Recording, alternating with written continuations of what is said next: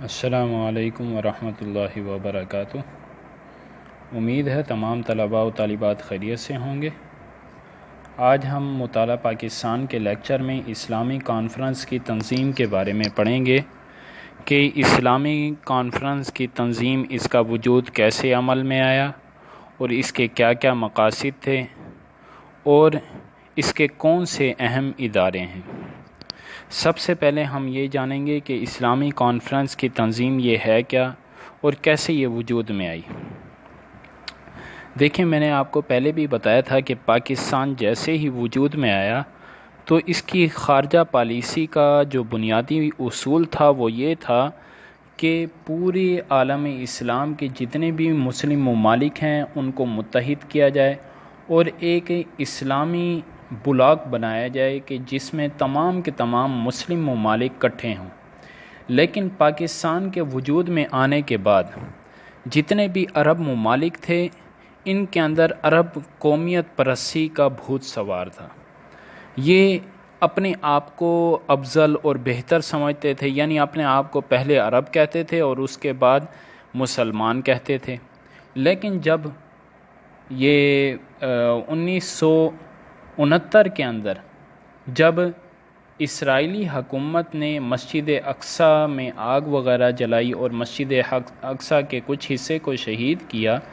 تو اس وقت تمام مسلم ممالک اکٹھے ہو گئے اور مسلم ممالک نے تقریباً ستمبر کے اندر مراکش کے شہر رباط کے اندر پہلا اجلاس کیا اور اس کے اندر تقریباً 46 کے قریب اسلامک ممالک شامل تھے۔ اب اس تنظیم کے اندر، اس اجلاس کے اندر ایک تنظیم کا وجود ہوا اور ایک تنظیم کی بنیاد رکھی گئی جس کے اندر تمام کے تمام مسلم ممالک اکٹھے ہو گئے اور ان کا اتحاد قائم ہو گیا۔ اور اس کا صدر جو مقام ہے وہ جدہ کے اندر ہے اور اس کے جو پہلے چیئرمین تھے وہ شاہ حسین تھے اور پہلے سیکریٹری جنرل جو ہیں وہ پاکستان کے سابق وزیر خارجہ شریف الدین پیرزادہ تھے۔ اب ان کا اس تنظیم کے اندر تقریباً 3 کے قریب ادارے ہیں۔ اس میں سب سے پہلا جو بڑا ادارہ ہے وہ اسلامی سربراہی کا ادارہ ہے۔ اب اسلامی سربراہی کا ادارہ جو ہے یہ بادشاہ اور جو بڑے بڑے سربراہان ہیں، ملکوں کے بڑے بڑے سربراہ ہیں، یہ ان کے درمیان یہ اس کی کانفرنس ہوتی ہے اور یہ 1981 کے فیصلے کے مطابق تقریباً ہر 3 سال کے بعد یہ کانفرنس ہوتی ہے۔ اور دوسرا جو اہم ادارہ ہے وہ وزرائے خارجہ کی کانفرنس کا ہے۔ اب اس کے اندر تمام جتنے بھی مسلم ممالک ہیں ان کے وزرائے خارجہ مل کر تقریباً سال میں 1 مرتبہ ان کا اجلاس ہوتا ہے۔ اور تیسرا جو ادارہ ہے وہ جنرل سیکریٹریٹ کا ہے۔ اس ادارے کا جو سربراہ ہوتا ہے وہ سیکریٹری جنرل ہوتا ہے، جو ہر کانفرنس سے قبل اعلیٰ سطح کے افسران کے اجلاس میں ایجنڈا تیار کرتا ہے اور کانفرنس کے انعقاد اور اس کی کامیابی کے لیے راستہ ہموار کرتا ہے۔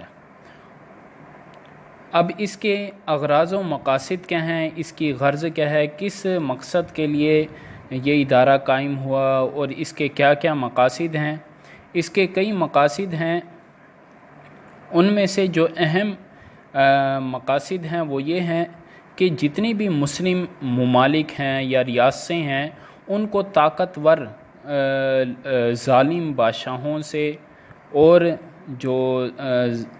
بڑی بڑی حکومتیں ہیں یا ممالک ہیں ان کے خطرات سے ان کو محفوظ رکھا جائے۔ ایک مقصد یہ تھا اور دوسرا مقصد یہ تھا کہ یہودیوں نے جو اسرائیل پر غاصبانہ طور پر قبضہ کر لیا ہے اور جو مسجد اقصیٰ اور مقامات مقدسہ ہیں ان کو شہید کیا ہے اور ان کی عزت کو پامال کیا ہے وغیرہ وغیرہ، تو اس کا تحفظ کیا جا سکے۔ اور ایک اس کے ساتھ مقصد یہ بھی تھا کہ غیر مسلم ممالک کے اندر جتنی بھی مسلم لوگ آباد ہیں ان کے بھی ضروری جو حقوق ہیں ان کا تحفظ کیا جا سکے۔ یہ تمام کے تمام اغراض و مقاصد اس اسلامی سربراہی کانفرنس کے اغراض و مقاصد تھے۔ اب اس کے اب تک تقریباً جو ہیں وہ 2019 تک تقریباً غالباً 14 کے قریب اجلاس ہو چکے ہیں۔ اس کا جو پہلا اجلاس ہوا، پہلی اسلامی سربراہی کانفرنس جو ہے وہ مراکش کے شہر رباط کے اندر ہوئی۔ اب یہ ستمبر 1969 کے اندر ہوئی۔ اس کانفرنس کا افتتاح جو ہے وہ شاہ حسین دوم نے کیا تھا، اور پاکستان کی طرف سے جو نمائندگی کی تھی وہ آغا محمد یحییٰ خان نے کی تھی۔ اس میں تقریباً 36 کے قریب مسلم ممالک کے مسلم ممالک نے شرکت کی تھی، جن میں سے 25 جو تھے وہ سربراہان تھے، یعنی بادشاہ اور بڑے بڑے لیڈر تھے، لیکن 11 جو ہیں ان میں نمائندوں نے شرکت کی ہے۔ اب اس کے جو مقاصد تھے اور جن امور پر غور کیا گیا، ان میں سے ایک جو تھا کہ مسجد اقصیٰ کی جو بے حرمتی کی گئی ہے اس پر اسرائیل کی شدید مذمت کی گئی، اور دوسرا عرب اسرائیل جھگڑے کو ختم کر کے مشترکہ کوششیں کی گئیں اور آپس کے اختلافات کو ختم کرنے کی اپیل کی گئی۔ اور تیسرا جو مطالبہ کیا گیا وہ یہ کیا گیا کہ بیت المقدس اور جو 1969 کی جنگ کے اندر، عرب اسرائیل کی جنگ کے اندر جو اسرائیل نے عرب کے علاقوں پر قبضہ کر لیا تھا، تو مطالبہ کیا گیا کہ اسرائیل ان علاقوں کو خالی کر دے۔ یہ پہلی اسلامی کانفرنس ہوئی۔ اب دوسری اسلامی کانفرنس جو ہے وہ لاہور کے اندر ہوئی، پاکستان لاہور کے اندر، اور یہ فروری 1974 کے اندر ہوئی۔ اس میں جو بڑے بڑے مسلم ممالک کے جو سربراہ تھے، ان میں سے خاص طور پر شاہ فیصل، صدر انور سادات، کرنل قذافی، شیخ مجیب الرحمن، یہ قابل ذکر ہیں۔ اس کانفرنس میں تقریباً 39 ملکوں نے شرکت کی، اور اس میں جن مسائل پر غور کیا گیا ان میں سے ایک جو تھی وہی فلسطینی مہاجرین اور فلسطین کے علاقوں کے بارے میں تھا، اور دوسرا جو تھا وہ اسلامی یونیورسٹی کے قیام کا فیصلہ کیا گیا، اور تیسرا جو اہم فیصلہ کیا گیا وہ یہ تھا کہ پاکستان نے بنگلہ دیش کو ایک آزاد ملک کے طور پر تسلیم کر لیا۔ اور یہ اسلامی کانفرنس جو دوسری اسلامی کانفرنس ہے یہ اتنی کامیاب رہی کہ اس کے بعد جتنے بھی اسلامی ممالک تھے ان کو ایک مسلم بلاک کے نام سے پکارا جانے لگا۔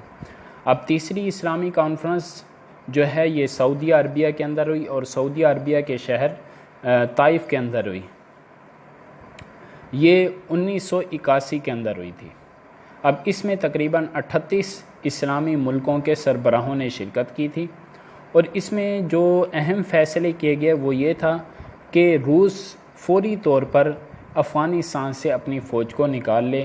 اور دوسرا جو تھا عراق اور ایران کے اس زمانے میں جنگ ہو رہی تھی، عراق ایران کی جنگ کو بند کروانے، اور مسلم ممالک کے جو آپس میں جھگڑے ہو رہے تھے ان کو امن و امان کے ساتھ رہنے کی اپیل کی گئی۔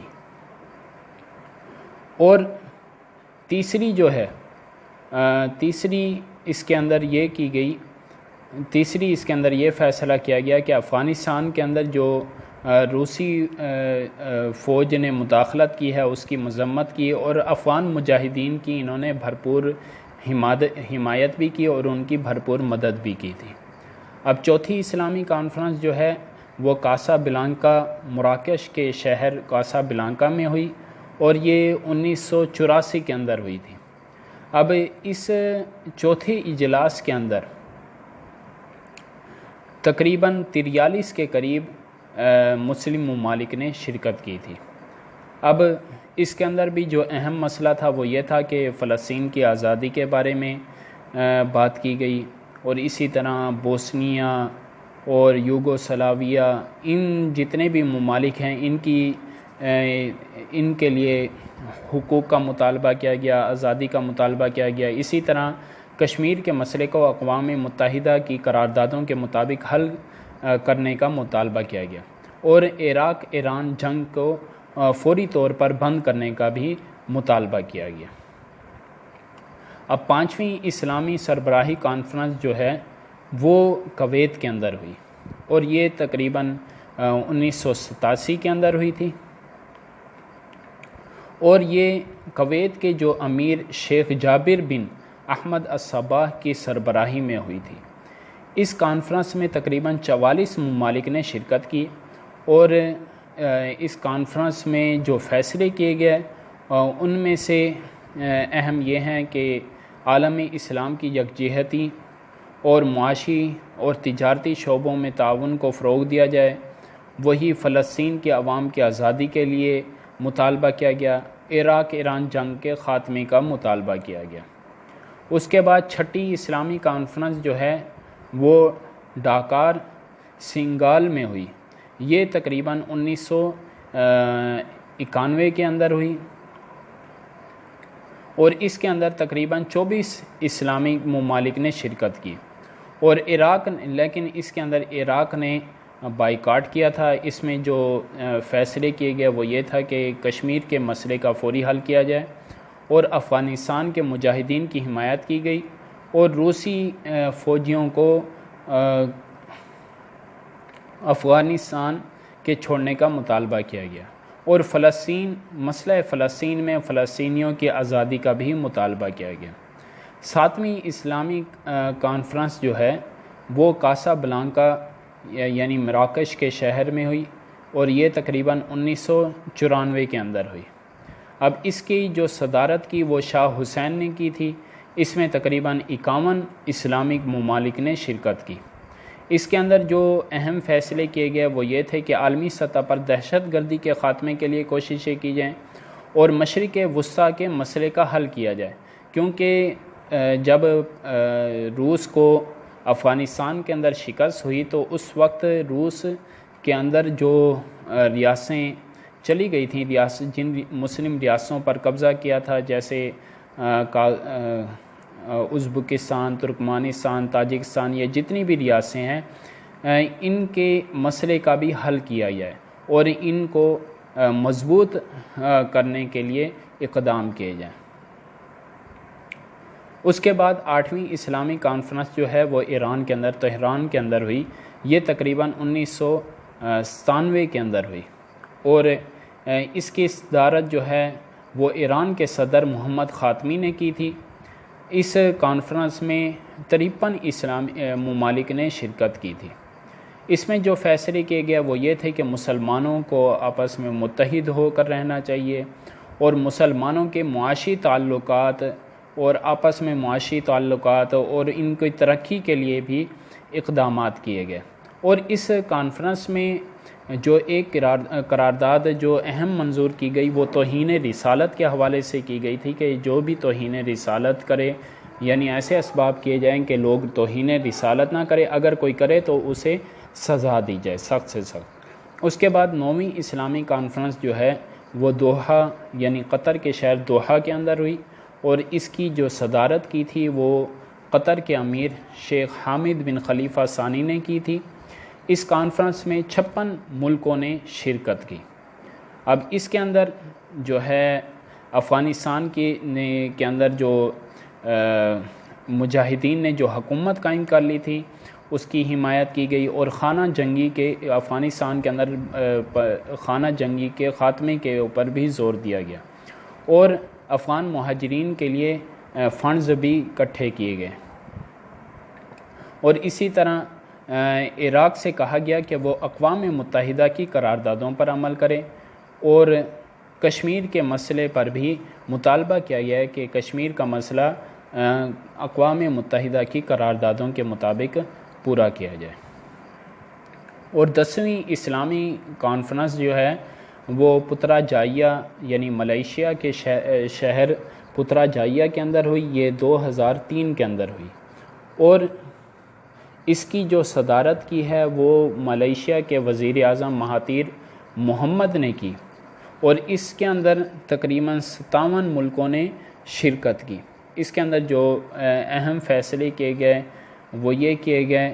کہ افغانستان کے مسئلے پر گہری نظر ڈالی جائے، یعنی وہاں جو امریکہ نے حملہ کیا ہے اس کے بارے میں کچھ راہ نکالی جائے، اور مسئلہ کشمیر کے بارے میں، اور اسی طرح فلسطین کے بارے میں زیر بحث بات کی گئی۔ باقی یہ جتنی بھی اسلامی کانفرنس ہوئی، یہ بس انہوں نے باتیں تو کی لیکن اس کا کوئی خاص فائدہ نہیں ہوا وہی جو اقوام متحدہ، امریکہ اور جتنے بھی بڑے بڑے ممالک ہیں وہ جو چاہتے ہیں اسی کے مطابق ہوا، اور یہ جتنی کی جتنی باتیں ہیں یہ صرف باتیں ہی رہ گئیں۔ اور خاص طور پر جب شاہ فیصل کو شہید کر دیا گیا تو اس کے بعد ان کی جو باتیں ہیں وہ صرف باتوں کی حد تک رہ گئیں، یہ کانفرنسیں، اور مطالبات کی حد تک رہ گئیں۔ اس سے زیادہ اس کا کوئی فائدہ نہیں ہوا۔ لیکن یہ بھی بہت بڑی اللہ تبارک و تعالیٰ کی دین ہے اور اللہ تعالیٰ کی نعمت ہے کہ کچھ نہ کچھ اسلامک ممالک جو ہیں، جتنے بھی ملک ہیں، یہ اکٹھے ہو کر بیٹھ جاتے ہیں۔ یہ بھی بہت بڑی اللہ تبارک و تعالیٰ کی نعمت ہے۔ بس آج ہمارا سلیبس جو ہے وہ